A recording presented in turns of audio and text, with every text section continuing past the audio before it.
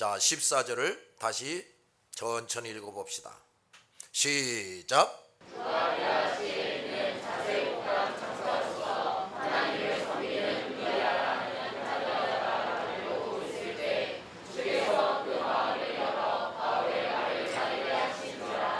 자, 루디아라는 여자는 고급 옷감을 파는 장사꾼입니다. 그런데 영업이 제일 잘 되는 안식일에 그 영업을 중단하고 하나님께 예배드리는 것을 아까워하거나 게을리하지 않았단 말이에요.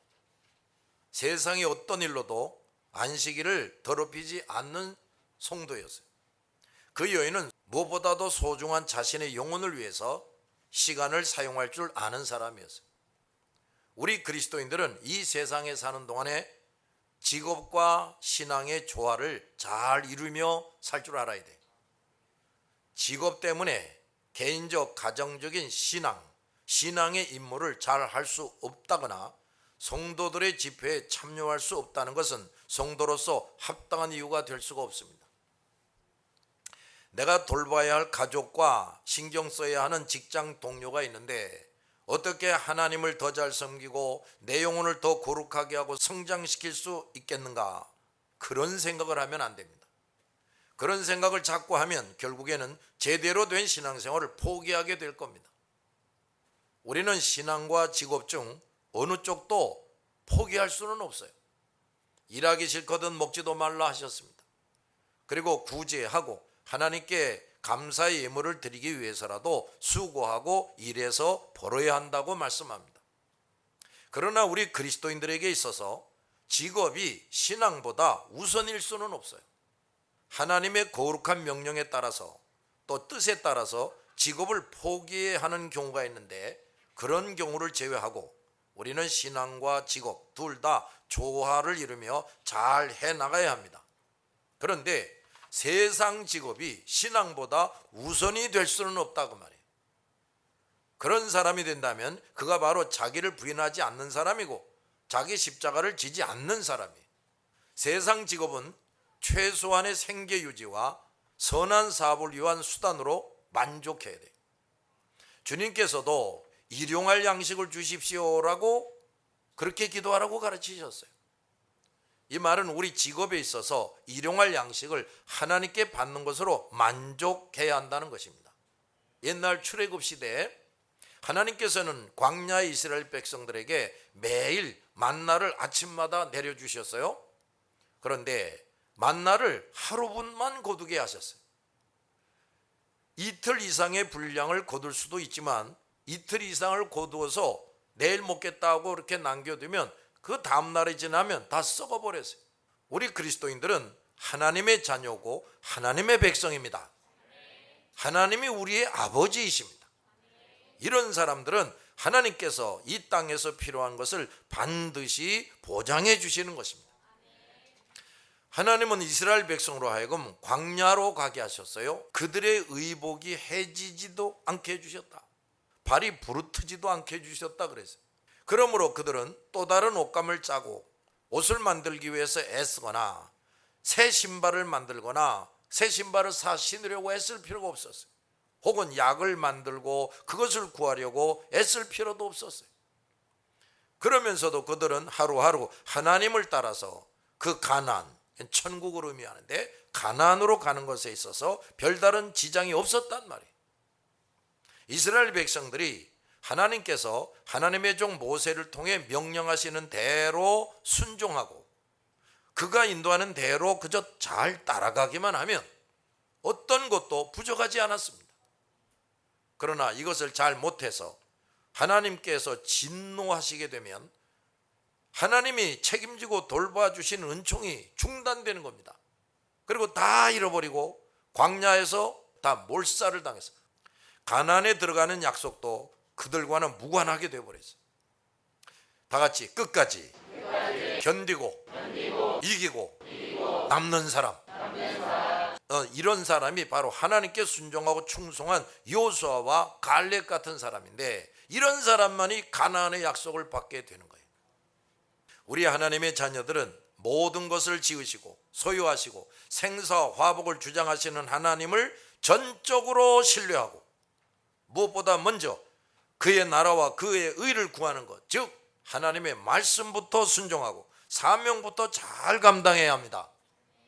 그렇게 하면서 생계 유지를 위한 최소한의 수고를 해야 하는데, 일용할 만큼 거두는 것, 즉 굶지 않고 헐벗거나 병들지 않고 살아가는 것으로 만족할 줄 알아야 돼. 이 순서를 거꾸로 해서는 안 됩니다.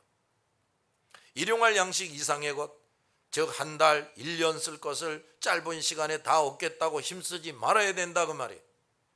그렇게 많이 쌓아놓고 놓겠다고 하면은 대부분의 시간과 정성을 거기에다가 다 쏟아 부어야 돼. 따라서 하나님의 말씀을 잘 지키기 위해서 성경 읽고 배우는 일을 하지 않거나 게을리하게 됩니다. 기도도 게을리할 것이고 사명도 제대로 감당하지 못하게 될 것이고 나의 영육간의 성장을 위해 훈련도 하지 않을 것입니다. 순종하고 사명을 감당함에 있어서도 형식적으로 하거나 점점 소홀해질 것이고 결국에는 잊어버리고 안 하게 될 것입니다. 그리고 이렇게 하며 하나님께 물질을 좀 바치고 일요일에 겨우 한 번 예배에 참석하면서 신앙생활을 잘하고 있다고 자부하는 교인들이 있어요. 그러면서 더 가지고 더 올라가게 해달라고 기도합니다. 그래서 그렇게 되면 지금까지의 모든 것이 하나님이 자기에게 더 복을 주신 것이라고 생각을 해요.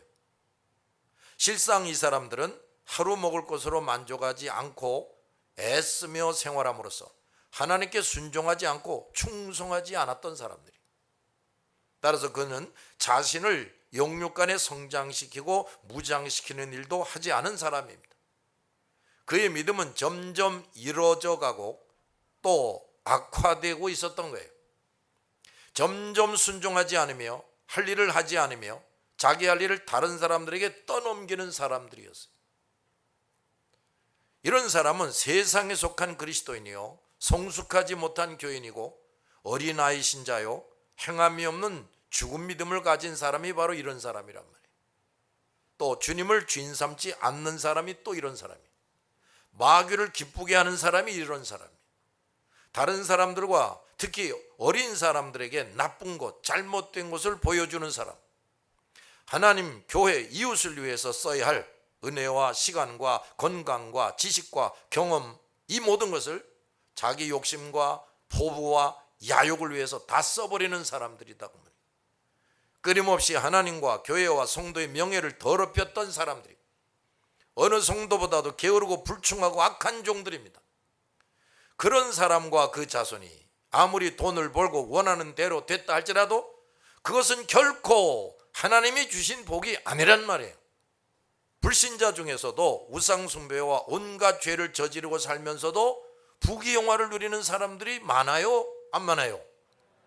교회보다 더 많지. 그런데 그들이 누리는 것들은 결코 하나님이 주시는 복이 아니란 말입니다. 그들은 가지고 누릴수록 그만큼 더 큰 도둑들에 불과한 것이. 이런 교인들이 교회 안에 있는데 목사와 지도자 중에 그들의 잘못된 생각과 생활을 지적하고 책망하지 않는 목사들이 있어요. 오히려 그들을 높여주고 칭찬해주고 축복 기도를 해주고, 이런 자들이 헌금을 많이 한다고 그들을 좋아하고 그렇게 하지 못하는 사람들보다 중요하게 여기는 이런 목사들이 많다. 우리는 이렇게 분별력이 없고 어리석은 지도자가 되지 않도록 조심해야 합니다. 교회도 마찬가지예요. 교인이 몇 명이든 시설이 어떻든 그 교인들이 점점 하나님의 말씀을 더 배우고 순종하는 교회, 성도 각자가 자기 사명을 확실히 깨닫고 열심히 수행하는 교회가 되어야 됩니다. 그리고 성도들이 그렇게 신앙생활을 하느라고 어엿한 직장도 가지지 못한다, 부자가 될 수도 없는 이런 상황을 만나게 되는데, 그렇다고 주눅이 들거나 걱정하거나 근심하지 말아야 합니다. 이런 교회는 하나님의 약속된 복을 받게 됩니다. 이런 교회가 건강하고 하나님께서 함께 하시는 교회, 은혜와 진리가 충만한 교회고 믿음과 사랑과 감사와 기쁨과 위로가 충만한 교회가 됩니다. 또한 하나님의 영광과 교회와 성도의 명예를 확실히 드러내고 나타내는 교회가 돼요. 이런 교회는 능력 있게 사명을 수행하고 전도하는 교회가 됩니다. 그리고 위대한 제자, 하나님의 일꾼들을 배출하는 교회가 돼요. 우리 모든 개인과 가정과 교회가 이렇게 되는 것을 늘 보여줘야 합니다. 자, 주님은 이렇게 신앙생활 잘하는 옷감장사 루디아로 하여금 예수 그리스도를 영접하게 함으로써 그의 친구들뿐 아니라 더 많은 사람들에게 가서 그리스도의 은혜를 나누어 주게 하시는 것입니다. 진정한 신앙은 그것을 가진 사람으로 하여금 예수의 은혜를 더 많은 사람들에게 가서 나누어 주게 합니다. 루디아는 예수 그리스도를 영접한 후에 장사하던 시간을 많은 사람들에게 그리스도의 은혜를 나누어 주는 일을 하는데 아낌없이 사용합니다. 루디아는 일을 하면서도 많은 사람들을 그리스도께 인도하기 위해서 열심히 전도했어요. 어떤 때는 직업의 시간을 포기하고 전도하는 데 시간을 다 쏟아부었습니다. 이런 그리스도인은 하나님의 약속에 의해 결코 영육간에 부족함이 없게 되고 약속하신 온갖 복을 그뿐만 아니라 자자손손이 받아 누리게 됩니다. 루디아가 바울이 복음을 말하는 것을 듣고 있을 때 주께서 그 말씀을 귀담아 들을 수 있도록 그녀의 마음을 여셨다 그랬어요. 하나님의 말씀을 듣는 것, 이것이야말로 예배에 있어서 가장 중요한 부분입니다. 하나님을 예배하던 루디아가 바울을 통해 복음을 들을 때 성령께서 잘 듣고 깨달을 수 있도록 그녀의 마음을 여셨단 말이에요. 여기 마음이라는 게 뭐냐? 두뇌가 아니고 애정과 결단의 원천, 즉 인격의 중심을 의미합니다. 이 마음이 성령으로 말미암아 열린 것입니다. 즉 거듭나게 됐다 그 말이에요. 예수 그리스도를 확실히 만나고 영접하는 것은 이렇게 성령이 그의 영혼을 거듭나게 하여 그 마음이 열려서 가능하게 되는 겁니다. 거듭나지 못한 사람, 그 영혼이 열리지 않은 사람은 복음과 말씀을 보고 들어도 그저 두뇌로 보거나 들어요. 두뇌가 아무리 뛰어난 사람이라도 성령에 의해서 그 영혼과 심령이 열리지 않으면 한마디도 깨달을 수가 없고 믿을 수가 없습니다. 그러므로 이런 사람은 아무리 복음과 말씀을 읽거나 들어도 끊임없이 의문을 가지고 의심을 품을 수밖에 없어요. 그러나 무식하고 두뇌가 좋지 않은 사람, IQ가 별로 안 좋은 사람, 이런 사람이라도 성령이 그 영혼을 열리게 하고 거듭나게 하면 단 한 번 성경을 읽고 들어도 깨닫고 믿게 됩니다. 이것이 기적 중의 기적이죠. 사도행전은 이런 사실을 분명히 설명하고 있습니다. 회심은 전적으로 하나님의 능력의 역사의 결과입니다. 우리 안에서 일을 계획하시고 그 일을 이루시는 분은 하나님이십니다. 우리가 할 수 있는 일은 사실은 아무것도 없다. 근데 이 말이 무슨 말이냐? 우리 스스로는 아무것도 할 수 없다는 말이에요. 하나님과 진리에 대해서는 아무것도 알 수도 없고 할 수도 없다 이 말이에요. 하나님의 은혜를 입지 못하면 우리는 아무것도 이룰 수가 없습니다. 멸망할 자들을 하나님께서 멸망시킨다고 해서 하나님께 책임이 있는 것은 아닙니다. 그러나 구원받을 자의 구원은 전적으로 하나님께만 달린 문제예요. 그러므로 하나님의 도우심이 없이는 누구도 구원 얻게 할 수가 없어요. 따라서 성도들은 하나님의 도우심, 따라합시다. 하나님의 도우심. 이것을 항상 더 입는 자가 되기를 힘써야 돼요. 많은 그리스도인들이 전도에 대해서 내가 열정이 없어서 열매가 없나 보다, 더 열심히 전도해야지 하고 생각합니다. 그러면서 하나님의 도우심을 더 받아야 한다는 생각을 하지를 못해요. 이런 사람은 어떤 사람이냐? 첫째, 기도를 열심히 하지 않아요. 두 번째, 하나님 앞에 합당한 자, 하나님이 기뻐하시고 함께 하실 만한 자가 되기 위한 노력과 준비를 열심히 하지 않습니다. 자기 의지와 열심과 말재주를 가지고 전도함으로 열매가 부실하고 또 쉽게 좌절하게 되는 겁니다.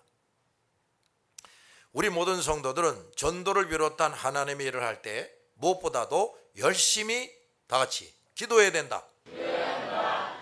하나님 앞에서 합당한 자, 하나님께서 기뻐하시고 함께 하실 만한 사람이 되기 위해서 부지런히 또 자기를 가다듬고 성장시켜야 돼.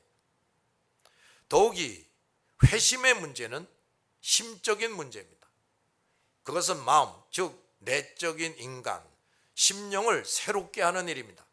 그것이야말로 심령을 지으신 하나님만이 하실 수가 있어요. 루디아는 마음의 감동을 받았을 뿐 아니라 마음이 열리게 됐단 말이야. 회개하지 않는 영혼은 닫힌 영혼, 그리스도께 담을 쌓고 있는 영혼이에요. 그 심령이 굳게 닫혀 있어서 주님을 영접할 수 없는 것입니다.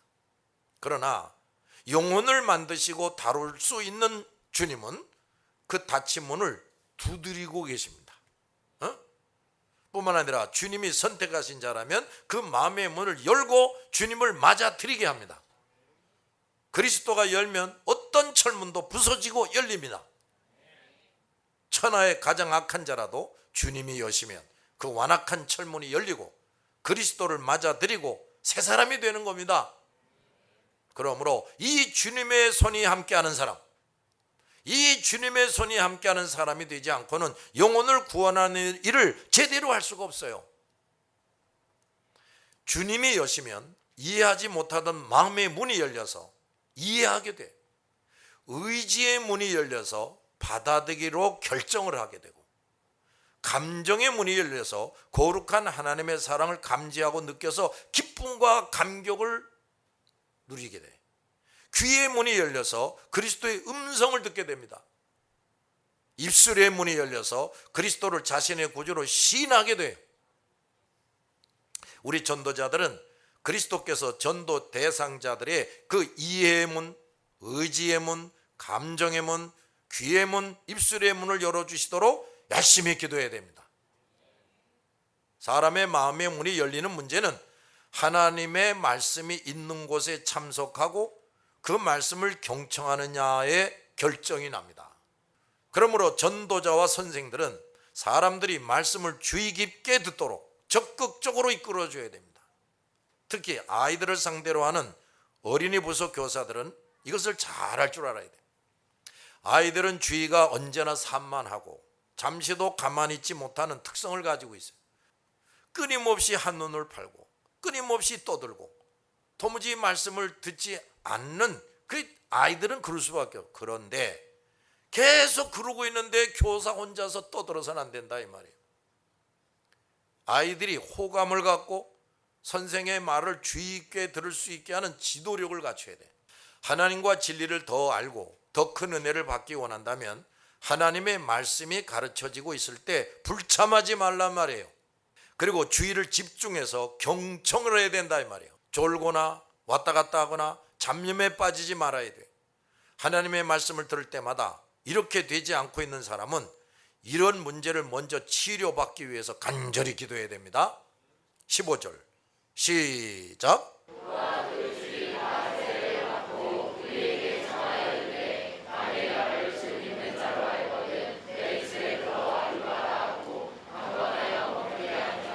자, 루디아는 자기 자신뿐 아니라 가족 모두가 세례를 받게 했어요. 루디아는 예수 그리스도를 영접하자마자 곧바로 가족에게 전도해서 온 가족이 함께 세례를 받게 했습니다. 그 가족들도 루디아 못지않게 하나님을 잘 섬기는 사람들이었어요.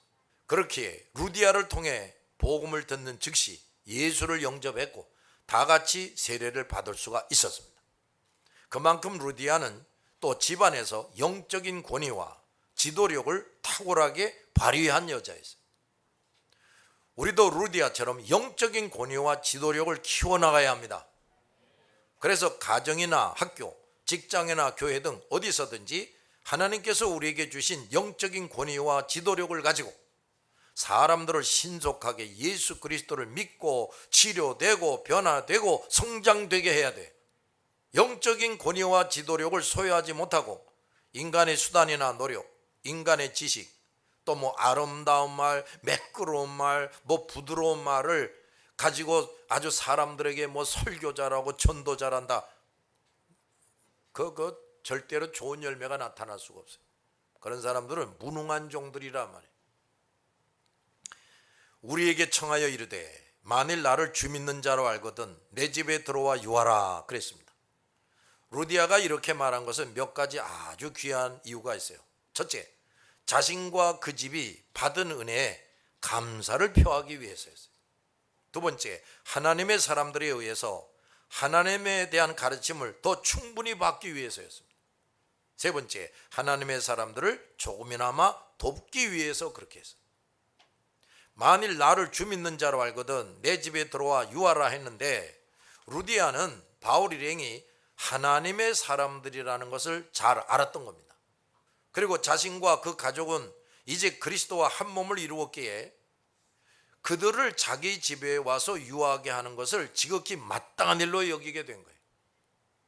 여기서 또 우리가 몇 가지 중요한 것을 배워야 되는데, 첫째, 하나님의 사람들을 진실한 마음으로 환영하고 대접하는 것은 그들을 통해 받은 풍성한 은혜에 비하면 아무것도 아니라는 겁니다. 나에게 은혜를 끼쳐준 사람에게 진정으로 감사하고 내가 할 수 있는 선행으로 그 은혜에 조금이나마 갚을 줄 알고 대접할 줄 알아야 합니다.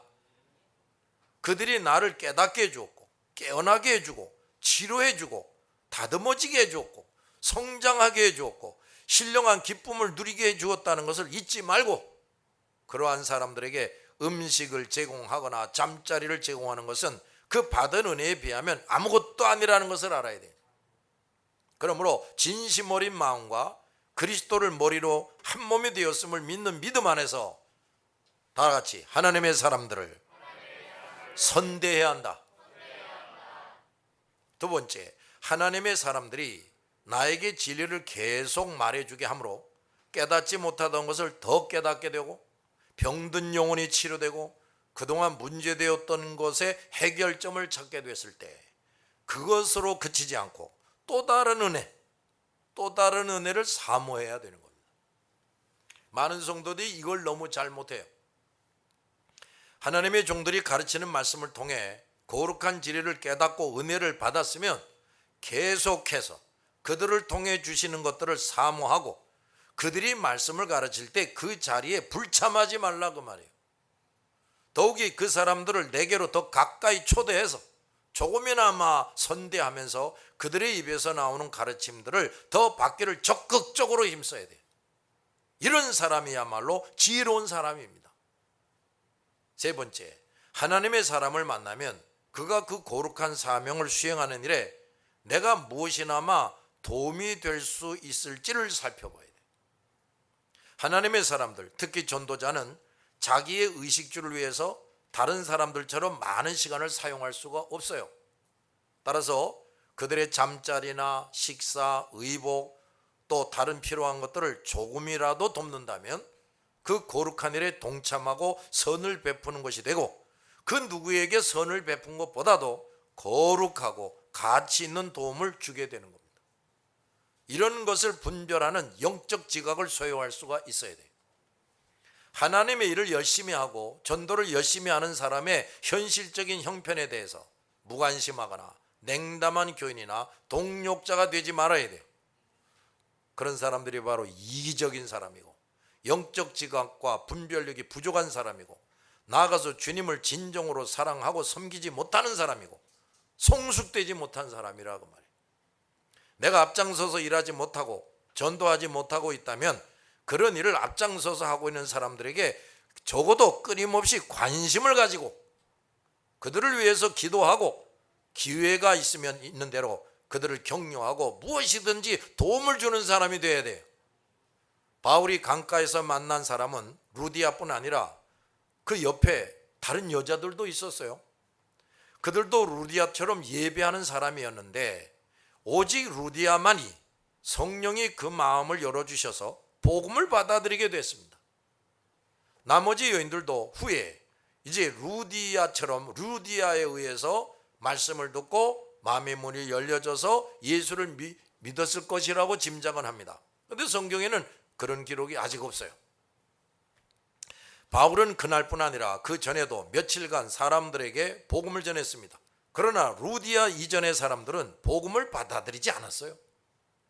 그들에게는 성령이 그 마음을 여시지 않았기 때문입니다. 오늘날도 마찬가지. 우리가 만나는 사람에게 복음을 전하지만 그들이 확실히 예수 그리스도를 영접하는 것은 성령께서 그 마음을 열어주셔야 가능한 거예요. 그러므로 우리 전도자들은 이것을 위해서 날마다 간절히 기도해야 됩니다. 성령이 그 마음의 문을 열어주시지 않는 자는 예수 그리스도를 받아들이지 않아요. 이런 사람들이 얼마든지 있다고 말해요. 그러므로 우리 전도자들은 이렇게 받아들이지 않는 사람들을 만날 때 결코 낙심하지 말아야 돼요. 그렇게 할 수 있도록 우리 전도자 자신이 먼저 조금 더 흔들림이 없는 강하고 담대한 믿음과 솟구치는 구령 열정, 솟구치는 구령 열정에 항상 불타 있어야 돼요. 이것이 제대로 되지 않는 사람들은 한동안 전도하다가 낙심하고 중단하게 되는 겁니다. 루디아는 유럽 전도에 있어서 제일 먼저 예수 그리스도를 영접한 사람이 됐어요. 그 여인이 발판과 다리가 돼서 유럽 전역에 복음이 전파되게 되는 겁니다. 그러므로 이 여인은 참으로 큰 영광을 얻은 여인이 됐어요.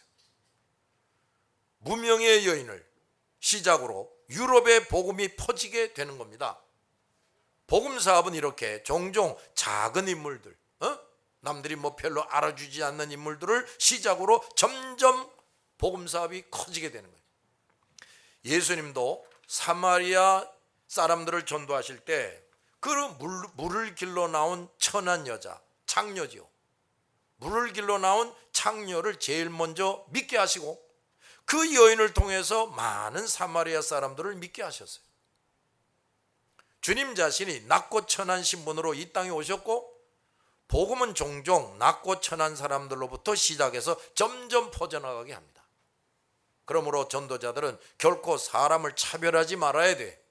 그 다음 강권하여 머물게 했다 그랬습니다. 강권했다는 것을 보면 루디아가 한두 번 요청을 했을 때 바울이 얼른 받아들이지 않았다는 걸 알 수가 있어요.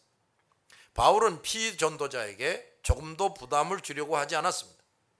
그야말로 바울은 언제나 보수 없이 그리스도의 복음을 전하려고 힘썼습니다. 이렇게 하는 것은 그 누구도 복음을 열심히 전하는 일이 이윤을 위해서 하는 것이려구나 생각하지 않게 하기 위해서였다 이 말. 우리는 모든 일을 함에 있어서 이렇게 다 같이 깨끗한 중심을 가져야 돼. 이렇게 깨끗한 양심을 가져야만 사람들이 우리에게 조금도 뭘 돕는 것이 없을지라도 섭섭하게 여기거나 불평할 일이 없죠. 조금이나마 사람들에게 무엇을 얻고자 하려 하는 생각을 가지면 종종 섭섭하고 불평하고 실망하게 됩니다. 루디아는 바울의 그러한 마음을 잘 알고 있었지만 계속해서 요청한 겁니다. 우리 집에 와서 머물라고. 이것은 아브라함이 천사들을 자기 집에 초대한 것과 비슷합니다. 천사들이 소돔과 고모라 성을 멸망시키기 위해서 가고 있는데 아브라함이 그들을 집안에 모시고 대접을 합니다. 그것은 뭐냐? 그 천사들의 뜻을 더 잘 알기 위해서였어요. 또 천사들은 아브라함의 대접을 받고 그 비밀을 말해 줍니다. 그러니까 아브라함이 알고만 있는 게 아니라 아이고 소돔 고모라 성에 우리 조카 롯의 식구들이 있는데 그래도 하나님을 섬기는 의인들인데 그들도 싹 죽일랍니까? 그 조카의 식구들을 살려내려고 그래서 자기 집에서 들어오게 해가지고 극진히 대접을 한 거라고 말이에요. 결국 그 롯과 가족은 살아나게 된 겁니다. 루디아는 바울 일행을 자기 집에서 숙식하게 하므로 루디아와 그 주변의 사람들에게 더 많은 은혜를 받게 했습니다. 루디아는 이제 언제든지 사람들이 자기 집에서 하나님의 말씀을 듣게 할 뿐 아니라 질문도 함으로 충분한 교육을 받을 수 있게 됐습니다. 그리고 하나님의 사람들과 함께 예배드리고 기도할 수 있는 교회가 되는 겁니다. 집이, 루디아의 집이 뿐만 아니라 매일 음식을 대접할 때마다 그 하나님의 사람들이 그 가정을 위해서 축복기도 해주겠어요? 안 해주겠어요? 해주지. 그러므로 이 루디아가 바울 일행을 자기 집안에 숙식하게 한 것은 자신뿐 아니라 주변 사람들에게까지 큰 유익이 된 겁니다. 이 빌립보 교회가 말이에요, 그 모든 이방 교회에서 아주 으뜸되는 교회가 되는 거예요. 그리고 이제 그 선교하러 가는 사람들에게만 넘어갔다면 이 루디아의 집, 이게 이제 빌립보 교회가 되는데 이게 선교사들의 피난처가 되는 거예요. 그리고 그 집안이 얼마나 자자손손이 복을 많이 받았겠어요. 자, 여러분도 다 이런 집안을 만들기를 바랍니다. 기도합시다.